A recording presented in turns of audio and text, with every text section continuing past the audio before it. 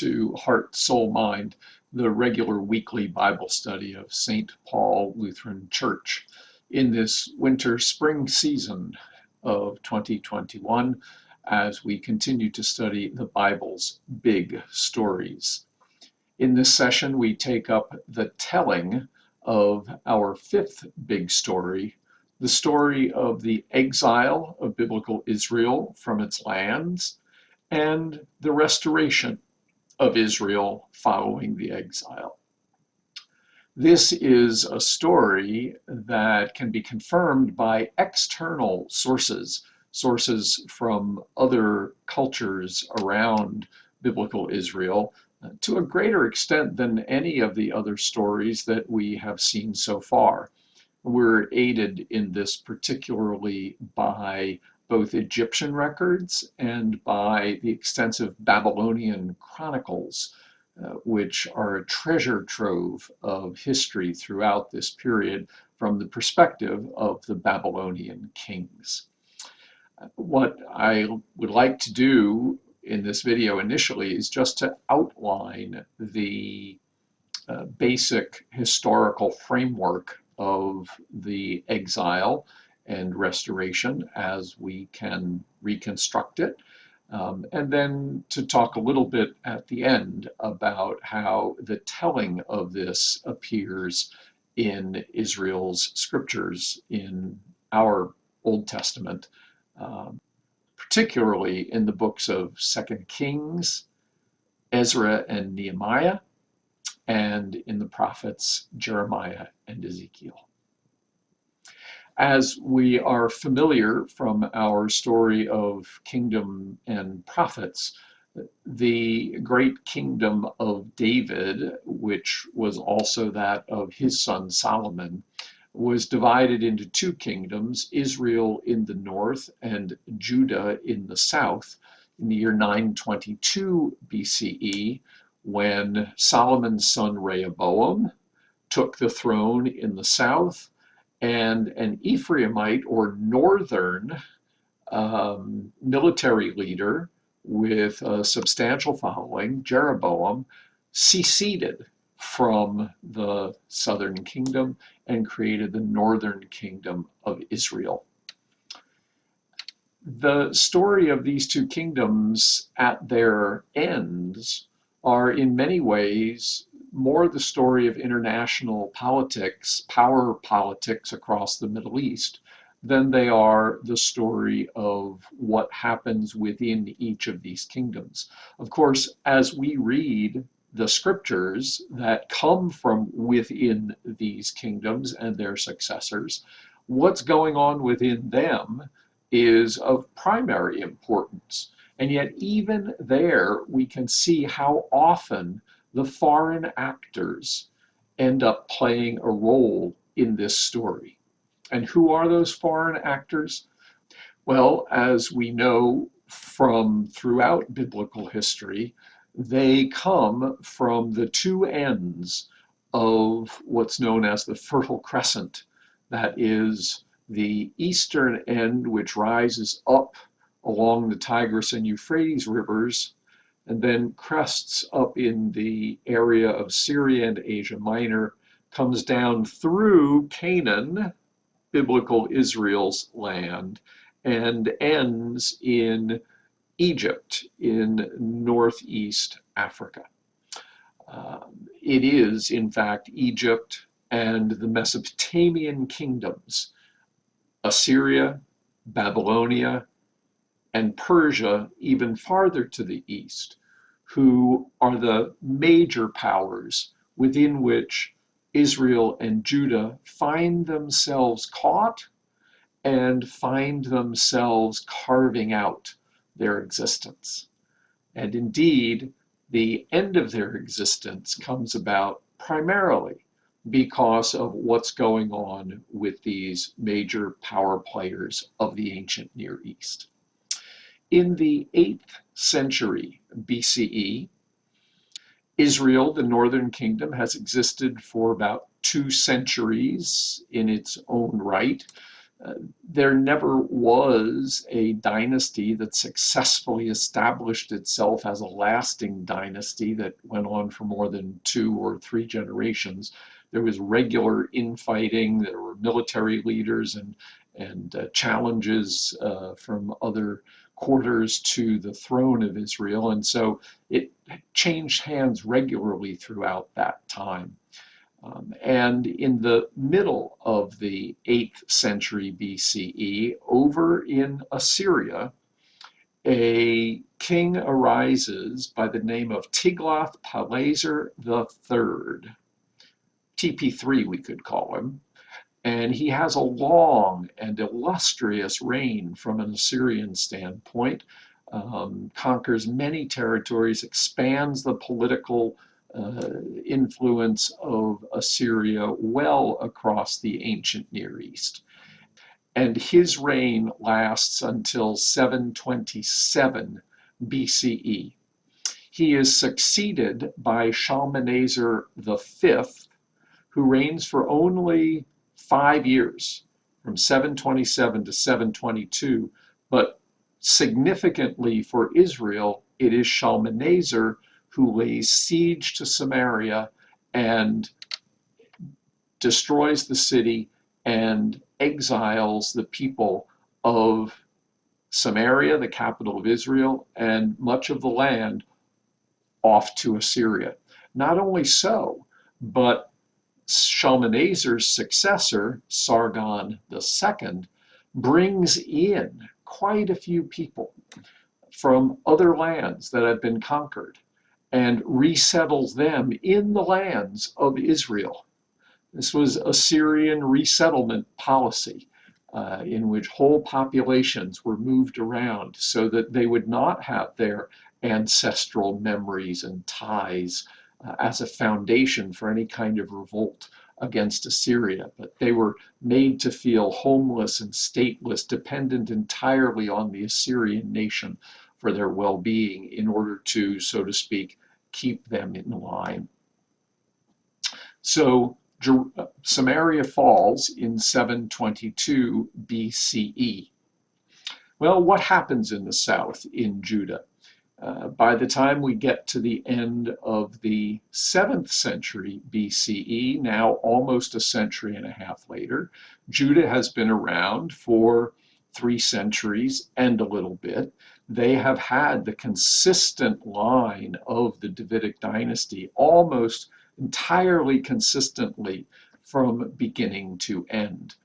But here, it's the international power politics that play actually even more of a role in the story that we see. And the characters are Assyria in northern Mesopotamia, Egypt in Northeast Africa, and Babylon, which is a rising power during this century in southern Mesopotamia. So Assyria, Egypt, and Babylon. Now, Assyria is the dominant power until the Babylonians defeat the Assyrians and destroy the capital city of Nineveh in 612 BCE. We've talked about Josiah, the king of Judah, who in the 620s of BCE discovered this scroll in the temple as it was being rebuilt and instituted a reform of worship and a centralization of worship in Jerusalem for those who remained in Judah, really trying to eliminate some of those practices from the northern kingdom of Israel that were still present within Judah. And he saw that Assyria, as a massive international power, had destroyed the northern kingdom and was pressing on his kingdom. He saw the Babylonians rising and knew that new regimes, new empires always sought to extend their influence. And in order to try to consolidate Judah's position within this major shift within international politics, he attempted to consolidate worship and the relationship of the kingdom of Judah to God, its true king, through the scroll of Deuteronomy and his reform. Well, only about 10 years after Josiah began his reform, Nineveh, the capital of Assyria, fell to the Babylonians. And with that, the Egyptians, seeing the instability in Mesopotamia, moved on through, and so they become more of a player within Canaan as they get as far over up into Syria and even over into Assyria a bit to buttress the Assyrians against the Babylonians. So then the Egyptians are engaged with the Babylonians and really are the power in charge within Canaan for about 7 years until the Battle of Carchemish, when the Egyptians are defeated by the Babylonians, and the Babylonians march across the peak of the Fertile Crescent, chase the Egyptians actually all the way back to Egypt, but in the process end up coming into Canaan and the land of Judah. So that's the general scope of the international power flows during this period. It's as Babylon comes through and is trying to deal with Egypt that we see the first stage in what turns out to be the two-stage exile from Judah and Jerusalem. That turns out to take place in 597 BCE, when the Babylonian king Nebuchadnezzar determines that the king of Judah, Jehoiakim, or his son Jehoiakim, is not sufficiently loyal to Babylon. And so Nebuchadnezzar deposes the king, and after laying siege to the city, it's a little unclear at this point whether Jehoiakim dies in the siege and his son Jehoiakim only reigns for 3 months. That's what scripture tells us, is that Jehoiakim only reigned 3 months. And the assumption is that Jehoiakim, the father, died in the siege. Jehoiakim, the son, became king. It only lasted 3 months. And then Nebuchadnezzar invaded the city, deposed Jehoiakim, sent him off to Babylon to exile for the rest of his life, or at least 37 years, I think is the number that's given, and installed a king more to Nebuchadnezzar's liking, more pliable, more in line with accepting the Babylonian occupation. And that king's name is Zedekiah. Well, as it turns out, Egypt ends up challenging Babylonia. And so here's Canaan in the middle again, seeing something of an opportunity perhaps to gain a little more of its autonomy back again. And Zedekiah revolts against Nebuchadnezzar. Nebuchadnezzar's also dealing with revolts back home during this time. And so it's a very complicated picture and period. There are further skirmishes in a variety of places. And finally, in 586 BCE, there is a siege of Jerusalem again, and the city falls, and Zedekiah is killed, and a Babylonian governor by the name of Gedaliah, although his name is Jewish, or Judean, so perhaps he is again a local who is willing to collaborate with the occupier. Gedaliah is appointed, and then those who are loyal still to Judah and angry at the Babylonian takeover assassinate Gedaliah. And that's the group that then chases Jeremiah and his secretary Baruch, because Jeremiah had said through all of this, don't rely on Egypt. Don't think that anybody's going to get you out of this. This is the judgment of God. And so just accept Babylon's new power in the region. Surrender to them, and you will preserve your lives, because you're not going to preserve your kingdom. Well, after the kingdom had fallen, those who were still fiercely loyal to it assassinated Gedaliah as the collaborationist governor with the Babylonians, and ultimately captured Jeremiah and Baruch and took them off to Egypt into exile, where Jeremiah disappears from history. Wow, that's a big story, isn't it? Complicated, a lot of names, a lot of figures from different kingdoms and places and times. You've read it in the material in 2 Kings 17 and 24-25 that I've suggested to you. Hopefully this, both my narration and also the maps, have helped a little bit with trying to clarify just how this all happened historically. So what happens at the other end of the exile? The exile lasts about half a century.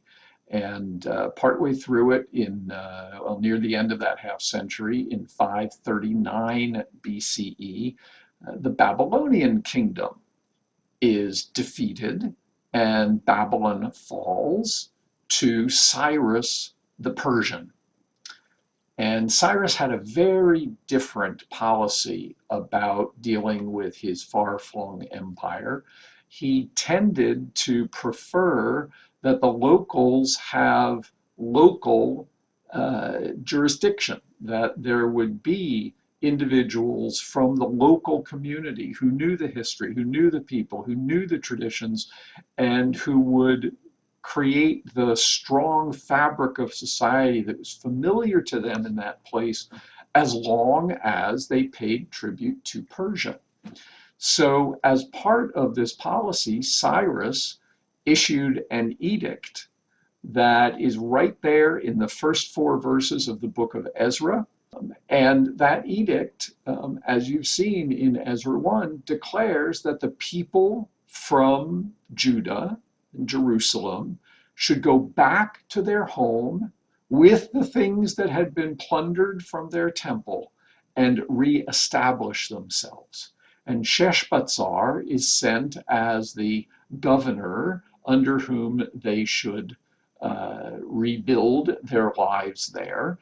He is followed very quickly by a more significant figure in terms of the history, and that is Zerubbabel.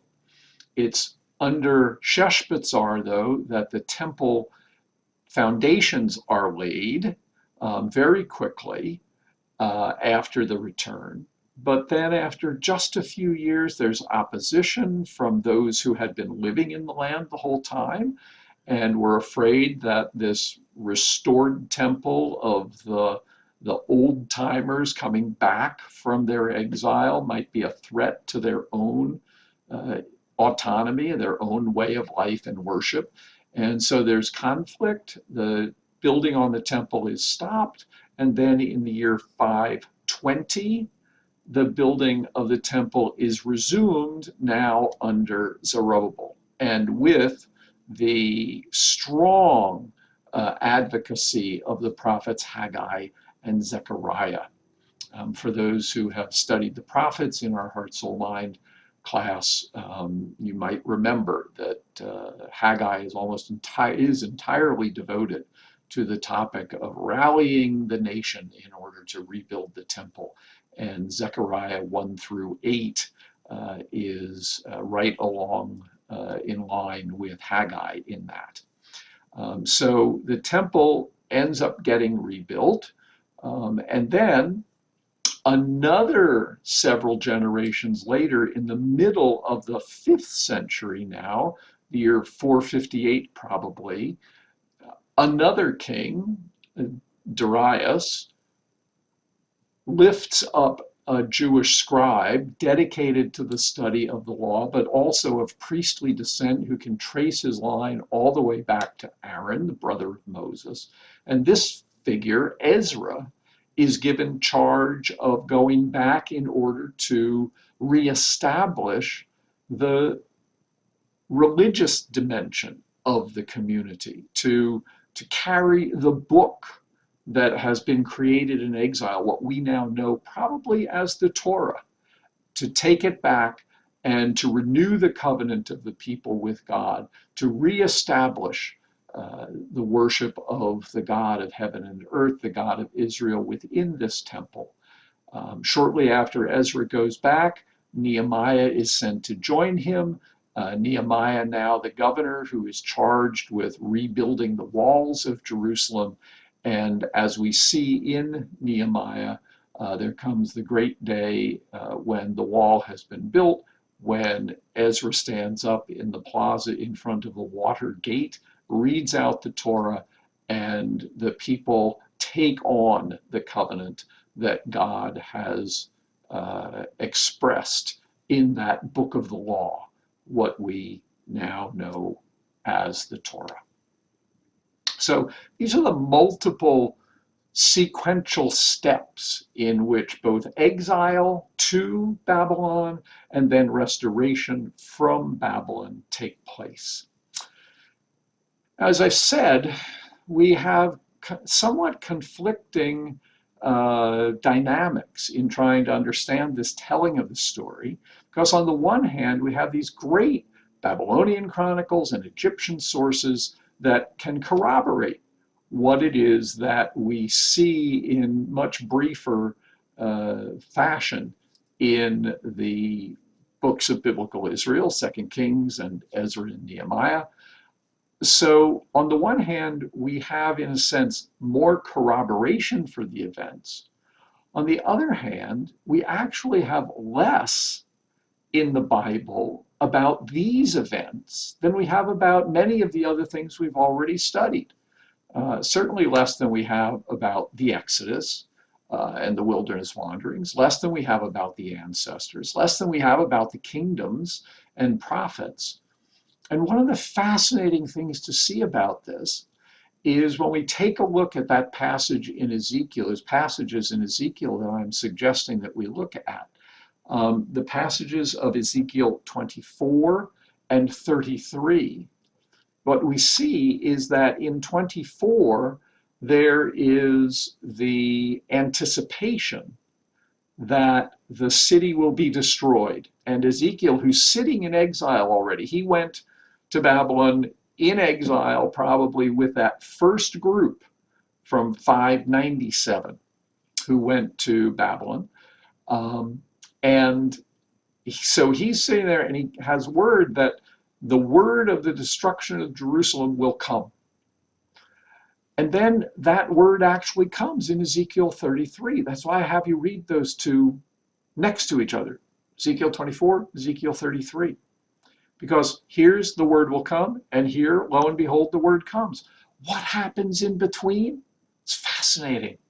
Ezekiel narrates the massive destruction of capital after capital, nation after nation, by Nebuchadnezzar all around the ancient Near East, all around Jerusalem and Judah. And he never describes the destruction of Jerusalem itself. He anticipates it in 24. He reports it as a fait accompli, as a done deal, as a fact, a simple, bare fact in 33. But he can't bring himself to describe the destruction. I don't think it's because he wasn't there. After all, he wasn't in all these other countries and capitals where things were destroyed by Nebuchadnezzar. Well, what do you think? Why would a prophet, recognizing that God announces the destruction and that then word comes reporting that destruction, why wouldn't the prophet tell the story of the destruction itself? These are the tellings of the exile of the northern kingdom of Israel to a fate that is still conjectured and wondered about when we talk about the 10 lost tribes of Israel. And the exile of the southern kingdom of Judah to Babylon, which actually seeds a Jewish community in Babylon that 1,000 years later would turn out to be the home of the flourishing of Jewish religion, of Jewish thought and theology in what's known as the Babylonian Talmud. And the story of the return from Babylon, of that segment of the community that came back, rebuilt a temple known as the Second Temple, ultimately expanded magnificently by King Herod in the years just before and during Jesus' childhood, the temple that Jesus would have visited, and that was ultimately destroyed in 70 of the Common Era.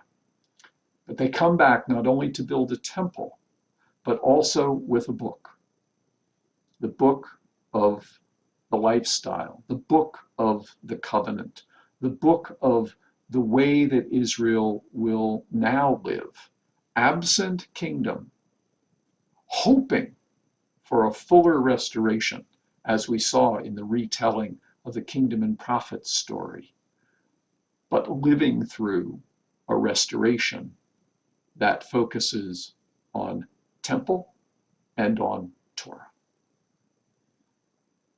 I look forward to our conversation. God bless.